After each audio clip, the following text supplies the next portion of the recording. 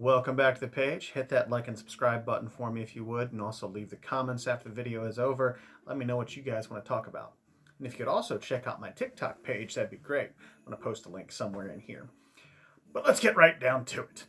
First and foremost, before we get into today's episode, which is going to be about who really is Dumbledore, there's a little point of business we have to take care of. This will only take a second. Here we go. Fuck you, fuck you, fuck you. How dare you, you transphobic bitch. You are going to sit there and say, oh, it's totally fine for somebody to take the form of a rat or a dog because that's who they truly felt like they were and they felt more comfortable in that form, or even create a potion so they can change to who they identify with and who they're supposed to be. But at the same time, you're going to spout that transphobic bullshit out in the open. You take it in the ear for a beer piece of shit. Fuck you. And now we're back. So let's jump right into this episode. What do you say? The head of Dumbledore's army, Albus Dumbledore. He was played brilliantly by Richard Harris until sadly he passed away. The role was taken over brilliantly again by Michael Gambon. For the younger role of Dumbledore, Jude Law was cast. That's right, Jude Law. He was Dumbledore. The most powerful wizard in the world, according to some. Albus Dumbledore was the man who saved Harry Potter, and then put his life in danger countless times over, all because he didn't feel like telling him the entire story. Well, he might be the most powerful wizard in the world, but foresight, not much. Now, Dumbledore has done quite a few things in the Harry Potter mythos, but we're going to point out a couple, and that might help explain who the real Dumbledore is. Now, in Harry Potter and the Sorcerer's Stone, and before you even get started, I know over in Europe it was called the Philosopher's Stone. Stop it, you sound like a hipster douche. Anywho, in Harry Potter and the Sorcerer's Stone, Dumbledore sends Hagrid to pick up Harry and the Sorcerer's Stone from the vaults. Also at this time, Harry gets a special gift from Dumbledore, the Cloak of Invisibility.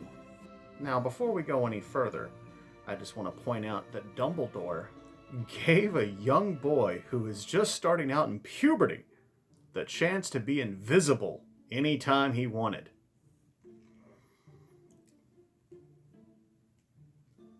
Discuss. Anyway, back to the thing. Now, in order to cast their spells, every wizard needs a wand, and Dumbledore's is the Elder Wand, one of the most powerful wands in the world for one of the most powerful wizards. You can find out how he got it, but I won't be going to see the third movie, 'cause reasons.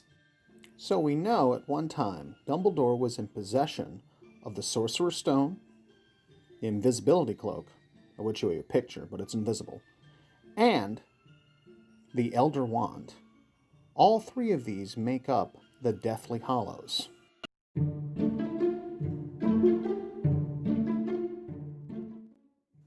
A fable in the Harry Potter world. The Deathly Hallows were gifted to three brothers, each one returning the item to death until finally the cloak is returned as its wearer welcomes death as an old friend. By the way, it was totally Dumbledore who got Harry Potter killed. Yeah, Voldemort might have pulled the trigger, but it was Dumbledore who made Harry the perfect target. I guess he was admiring his handiwork when he was the first one to welcome Harry into the afterlife. He felt guilty and brought him back to the land of the living. Like I said, we see you. Do not pity the dead, Harry. Pity the living. And above all, pity those who live without love. To the well-organized mind, death is just another great adventure. These are quotes from Dumbledore. So let's review real quick. Possession of the Elder Wand, the Invisibility Cloak, and the Sorcerer's Stone. He is the one who welcomes Harry into the afterlife, and the one who returns Harry to the land of the living. Who is the real Dumbledore? The real Dumbledore is death.